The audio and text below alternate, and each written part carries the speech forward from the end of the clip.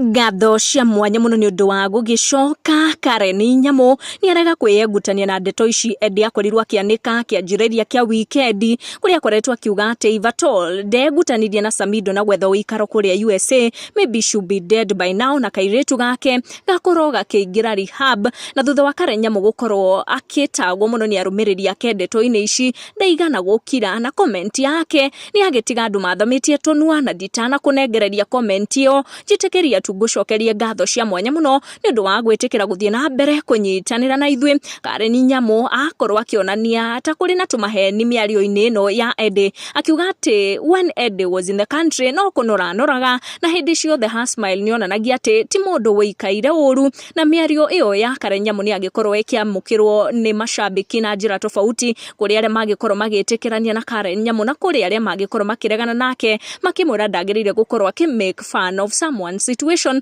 mostly someone's unhappiness na depression na maundu ta macio. Na ino ni comment iria Nyamu agugikoretwo akiandikirwo akirwo sahi mwenzako angekuwa 6 feet under and hope ungekuwa very proud of yourself, ni one of the comment Karen Nyamu agikorwo akiamukira na agikorwo akimishokia tagute mahinda, na agikorwo akiuga na vile akiwa Kenya alikuwa amejinonea akiwa kwake, alikuwa kapumpum smart sana na tu makai akismile tumacho inafunguka, watu si wajinga bwana. Kuri aria magikorwo magitheka muno ni undu wa that comment Karen Nyamu agikorwo akirekereria, no kuri aria magikorwo makimworota makimwira ati she's not supposed to make fun of Edday's situation, kana uria Edday aragikorwo akiji express guku nenda-ini cia ukinyaniria ni ndeto tutagutenderithia makiria twaciaria toria cia tukinyira tucemanie na next one.